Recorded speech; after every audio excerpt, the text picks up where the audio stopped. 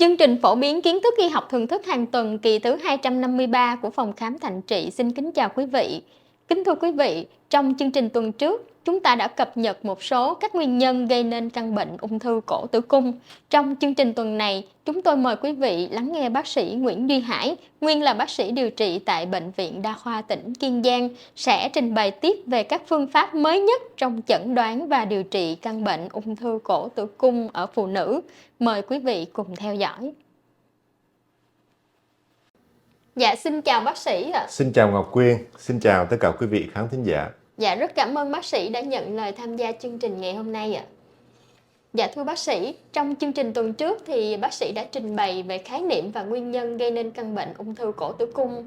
Thì để tiếp tục chương trình tuần trước, xin bác sĩ có thể cho Ngọc Quyên và quý vị khán giả được biết thì khi mình bị bệnh ung thư cổ tử cung thì có những cái triệu chứng gì không ạ? Thưa Ngọc Quyên, thưa tất cả quý vị khán thính giả, đối với căn bệnh ung thư cổ tử cung thì ở những cái giai đoạn đầu thường là nó âm thầm và nó không có cái triệu chứng gì để cho mình biết trước. Chỉ đến khi nào mà cái bệnh nó tiến triển đến cái giai đoạn nặng thì lúc đó nó mới có một số những cái biểu hiện ra bên ngoài để cho chúng ta thấy được.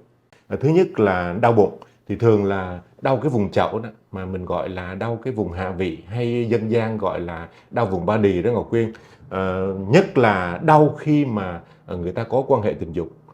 Cái thứ hai nữa đó là nó ra máu bất thường, tức là nó ra máu ngoài cái chu kỳ kinh nguyệt, hoặc là nó ra máu sau khi có quan hệ tình dục.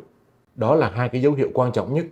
Ngoài ra nó còn có một số các cái triệu chứng như là các cái dịch tiết âm đạo nó nhiều hơn bình thường, cái mùi nó trắng đục hơn, nó hôi hơn, chứng tỏ là nó có cái sự viêm nhiễm ở như trong cái bộ phận sinh dục của người phụ nữ. Thứ hai nữa, nếu mà nó có cái sự chèn ép xâm lấn vào bàng quang thì nó có thể đi tiểu gắt, tiểu buốt, thậm chí là bí tiểu. Còn nếu mà nó đã có xâm lấn vào trực tràng thì nó có thể làm cho bệnh nhân bị táo bón hoặc là không đi tiêu được, Ngọc Quyên. Đối với những phụ nữ còn có chu kỳ kinh nguyệt thì nó có thể làm thay đổi cái chu kỳ kinh nguyệt của người phụ nữ. Và đặc biệt nữa là nó có cái sự suy kiệt toàn thân. Người phụ nữ cảm thấy mệt mỏi, suy kiệt. Thì đó là một số các cái triệu chứng có thể cho chúng ta nghĩ đến một cái bệnh nhân bị ung thư cổ tử cung, thưa Ngọc Quyên. Dạ, xin bác sĩ có thể cho biết các phương pháp để chẩn đoán một bệnh nhân bị ung thư cổ tử cung không ạ? Khi một người phụ nữ tới khám mà với một cái chẩn đoán nghi ngờ là ung thư cổ tử cung đó, thì bác sĩ sẽ dựa vào một số các cái tiêu chuẩn sau đây để chẩn đoán. Thứ nhất là các cái triệu chứng lâm sàng như tôi vừa trình bày ở trên, thì gồm có đau bụng, ra máu bất thường ở âm đạo, người suy kiệt mệt mỏi, hoặc là nó có cái sự xâm lấn vào những cái cơ quan ở trong cái vùng tiểu khung của người phụ nữ đó, như là bàng quang, trực tràng, thì nó có những cái triệu chứng của hệ thống tiết niệu hay là hệ thống tiêu hóa. Sau khi mà mình đã thăm khám lâm sàng hỏi bệnh rồi đó, thì bác sĩ sẽ làm một số các cái thủ thuật sau. Thứ nhất là soi cổ tử cung. Cái mục đích của soi cổ tử cung đó là giúp cho bác sĩ phát hiện bằng mắt thường những cái tổn thương thực thể tại vùng cổ tử cung. Thì bác sĩ sẽ dùng một cái mỏ vịt để mà mở rộng cái âm đạo của người phụ nữ ra, và người ta có một cái đèn với một cái kính hiển vi rất là nhỏ, người ta sẽ phóng đại cái vùng cổ tử cung lên và người ta quan sát những cái sự bất thường ở trong cái vùng cổ tử cung của người phụ nữ. Cái bước thứ ba là bác sĩ sẽ sinh thiết cái tế bào ở vùng cổ tử cung. Thì bác sĩ sẽ lấy một cái mẫu bệnh phẩm ở trong cái vùng tử cung và người ta gửi tới cái phòng xét nghiệm để người ta làm cái tế bào. Tức là hay người ta còn gọi là sinh thiết đó Ngọc Quyên. Thì cái quá trình này đó, nó có thể làm cho cái người bệnh tổn thương cái vùng cổ tử cung. Trong cái quá trình mà người ta lấy mẫu bệnh phẩm đó Ngọc Quyên, thì nó có thể là gây chảy máu cho người phụ nữ và nó có thể đau ê ẩm khi mà người ta thực hiện cái thủ thuật đó. Tuy nhiên thì cái cơn đau nó rất là nhẹ nhàng và nó sẽ thoáng qua thôi. Thủ thuật mà lấy mẫu tế bào này đó thì nó có hai cái cách. Một là người ta dùng một cái thiết bị giống như cái bằng chải đánh răng của mình đó Ngọc Quyên. Người ta sẽ đưa vào cái vùng cổ tử cung và người ta quét, người ta lấy cái mẫu tế bào và người ta gửi đi xét nghiệm. Cái thứ hai nữa là người ta dùng cái kỹ thuật khoét chóp cái vùng cổ tử cung. Thì đó là hai cái kỹ thuật cơ bản mà người bác sĩ người ta sẽ lấy được cái mẫu bệnh phẩm ở vùng cổ tử cung và người ta sẽ gửi đi để làm cái sinh thiết tế bào ở trong cái vùng cổ tử cung. Dạ, bác sĩ có thể nói rõ hơn cái kỹ thuật mà khoét chóp cổ tử cung là gì không ạ?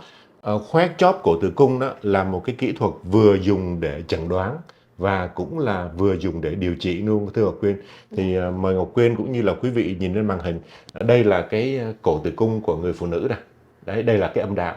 Thì người ta sẽ lấy một cái mẫu bệnh phẩm, nó có cái hình chóp như thế này. Đấy, cái đáy nó thì ở phía ngoài và cái đỉnh nó thì ở phía trong. Nó giống như cái hình chóp, cho nên là người ta gọi là cái kỹ thuật khoét chóp, thưa Ngọc Quyên. Cái kỹ thuật khoét chóp ấy, nó có hai cái cách làm. Một là người ta dùng cái vòng. Đây, lấy ví dụ như đây là cái vòng gọi là cái vòng điện đó Ngọc Quyên.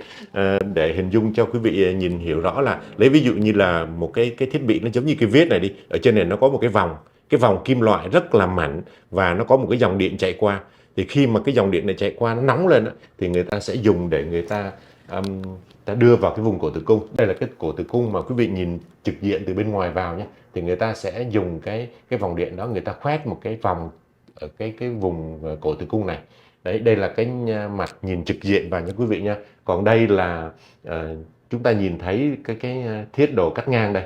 Thì người ta sẽ chọn một cái vùng này để người ta gửi đi, người ta xét nghiệm. Và qua đây người ta cũng lấy đi những cái tổn thương mà cái tế bào ung thư nó nằm ở cái vùng sang thương này. Thì người ta sẽ lấy triệt để đi, và qua đó thì người ta điều trị ung thư cổ tử cung ở những cái giai đoạn sớm. Thì Ngọc Quyên bấm qua cái slide kế tiếp đi. Thì đây, quý vị thấy đây là cái vòng. Quý vị nhìn vòng nó giống như là cái vòng mà tôi minh họa đây cho các bạn xem này. Thì người ta sẽ đưa vô, người ta khi mà cái vòng này nó nóng lên thì người ta sẽ đưa vào từ bên ngoài đó, người ta khoét sâu vào, nó tạo lên một cái hình chóp, cái đáy nó ở ngoài và cái đỉnh nó ở phía trong. Thì đây là cái kỹ thuật khoét chóp bằng vòng điện. Cái kỹ thuật khoét chóp thứ hai nữa là bằng người ta gọi là bằng dao phẫu thuật thông thường. Mời Ngọc Quyên ấn qua cái slide nữa. Đấy, cái phương pháp khoét chóp cổ tử cung thứ hai là bằng dao. Đây là cái dao phẫu thuật thông thường thôi. Thì người ta sẽ dùng cái dao này để người ta lấy cái mẫu bệnh phẩm cũng theo cái hình chóp này.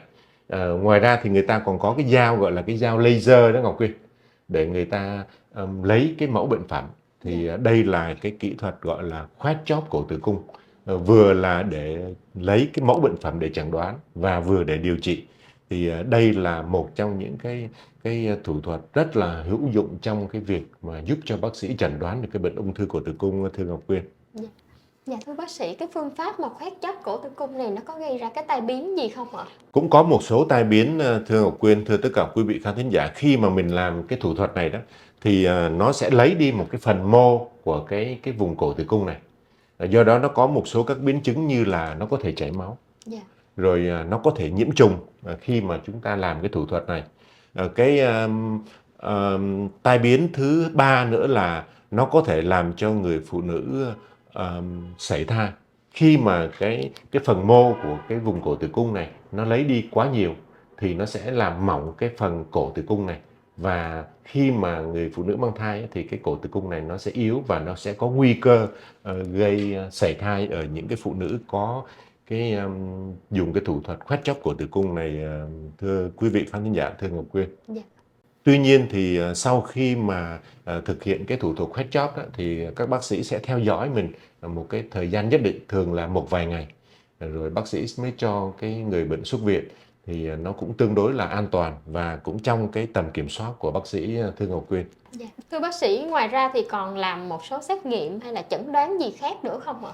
Khi mà các cái kết quả về sinh thiết bệnh phẩm đã cho kết quả dương tính đó, thì trước khi điều trị các bác sĩ sẽ cho làm một số các cái cận lâm sàng khác để giúp cho các bác sĩ đưa ra cái phác đồ điều trị cho nó phù hợp với từng đối tượng một. Thì trước hết là người ta dùng người ta dùng cắt lớp vi tính, hay người ta còn gọi là CT đó Ngọc Quyên, hoặc là chụp cộng hưởng từ, tức là MRI đó, để xem coi là cái ung thư đó nó đã có di căn ra những cái cơ quan khác hay chưa. Có thể cho chụp X quang để kiểm tra phổi, xem coi di căn nó đã xâm lấn, nó di căn đến phổi hay chưa. Và người ta còn dùng một cái kỹ thuật cũng tương đối hiện đại nữa là PET CT. Thì cái này cũng là một cái kỹ thuật để giúp cho các bác sĩ tầm soát được những cái khối u, khối di căn xa, và cũng qua đó thì kiểm tra cái sự đáp ứng của cơ thể người bệnh với các cái phương pháp điều trị. Ngoài ra thì bác sĩ cũng sẽ làm một số các cái xét nghiệm thường quy để tầm soát những cái bệnh lý toàn thân của người bệnh.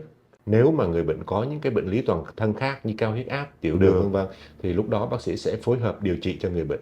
Dạ, xin bác sĩ có thể cho biết là bệnh ung thư cổ tử cung thì có mấy giai đoạn không ạ? Hiện nay Hiệp hội Ung thư Quốc gia người ta chia làm 4 giai đoạn.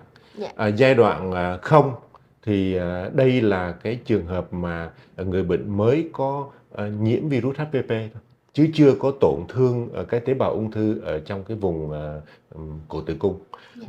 Người ta cũng có thể ghép với lại cái mức độ không này, cái giai đoạn không với cái giai đoạn 1 luôn, tức là nó có các cái tế bào tiền ung thư. Thì đây là một cái giai đoạn sớm nhất và người ta gọi là cái giai đoạn tiền ung thư. Và nếu mà mình phát hiện cái người bệnh ở cái giai đoạn không hoặc cái giai đoạn 1 này đó, thì cái vấn đề điều trị nó đạt kết quả rất là khả quan. Và thông thường thì sẽ khỏi hẳn cái bệnh ung thư cổ tử cung, thưa Ngọc Quyên. Cái giai đoạn 1 là cái giai đoạn mà các cái tế bào ung thư nó chỉ xảy ra ở bên trong cái lòng cổ tử cung thôi, nó chưa có sự xâm lấn ra bên ngoài. Cái giai đoạn 2 là cái giai đoạn nó đã có cái sự xâm lấn ra cái bên ngoài cổ tử cung rồi. Tuy nhiên thì nó chưa có xâm lấn ra các cái cơ quan ở bên ngoài.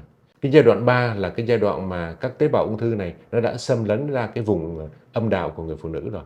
Và cái giai đoạn 4 là cái giai đoạn mà nó đã có cái sự di căn ra các cái cơ quan khác như là trực tràng, âm đạo, thận hoặc là phổi vân vân. Thì đó là 4 cái giai đoạn mà một cái người mắc bệnh ung thư cổ tử cung thường gặp, thưa Ngọc Quyên. Dạ, xin bác sĩ có thể cho biết các phương pháp để điều trị căn bệnh ung thư cổ tử cung ạ? Về phương pháp điều trị bệnh ung thư cổ tử cung đó thì nó phụ thuộc vào từng cái giai đoạn của người bệnh, tùy theo cái độ tuổi của người bệnh cũng như là cái mong muốn của người bệnh có muốn sanh con nữa hay không. Dạ. Thì đối với lại cái giai đoạn tiền ung thư, tức là cái giai đoạn 0 đến cái giai đoạn 1 đó, thì lúc này đó là các cái tế bào ung thư nó mới có khu trú tại cái vùng cổ tử cung thôi.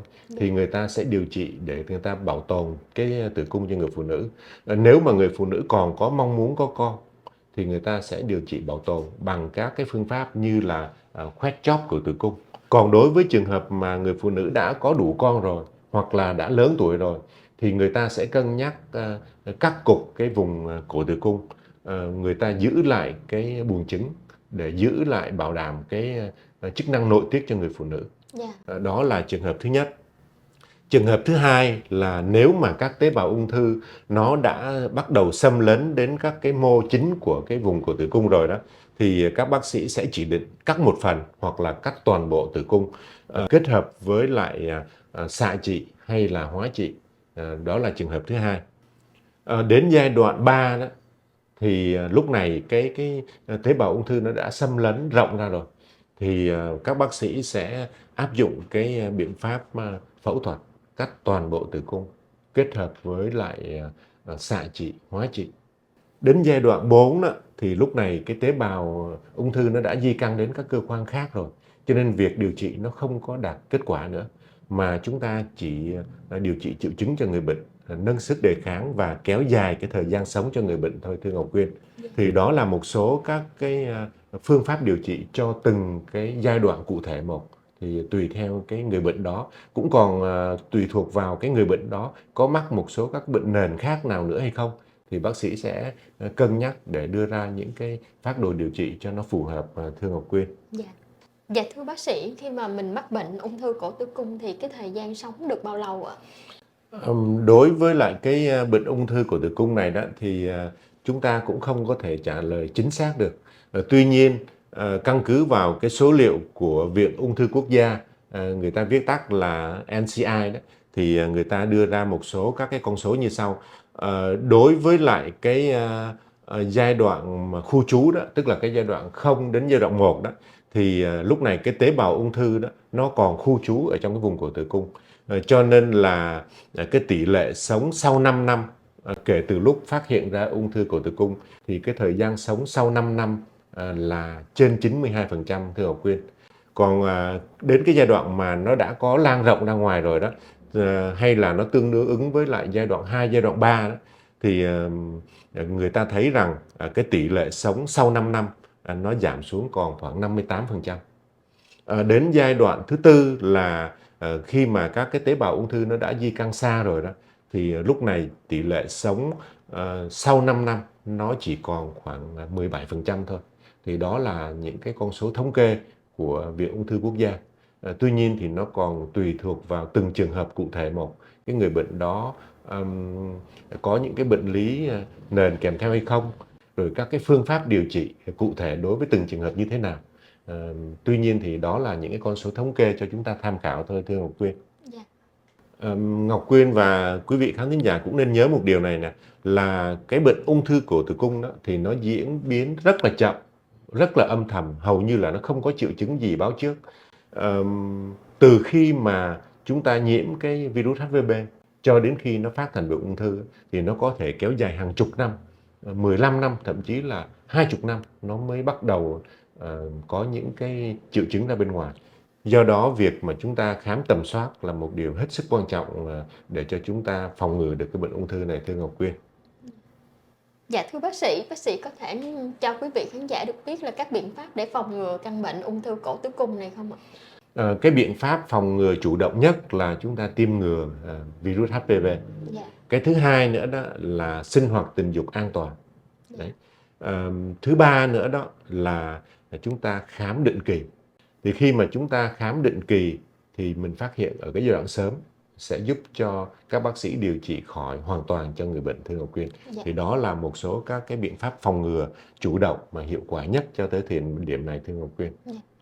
Như vậy là tôi đã cập nhật một số những cái thông tin mới nhất về căn bệnh ung thư cổ tử cung. Xin cảm ơn Ngọc Quyên, xin cảm ơn tất cả quý vị đã quan tâm theo dõi. Dạ. Xin cảm ơn bác sĩ. Quý vị vừa nghe bác sĩ Nguyễn Duy Hải cập nhật một số thông tin mới nhất về chẩn đoán và các phương pháp điều trị căn bệnh ung thư cổ tử cung. Xin quý vị vui lòng like, chia sẻ, đăng ký kênh và ấn vào nút chuông thông báo bên dưới màn hình để đón xem những chương trình tiếp theo của chúng tôi về các loại bệnh lý thường gặp và các giải pháp bảo vệ sức khỏe của con người. Kính chúc quý vị một ngày Chủ nhật an lành và hạnh phúc. Xin kính chào tạm biệt.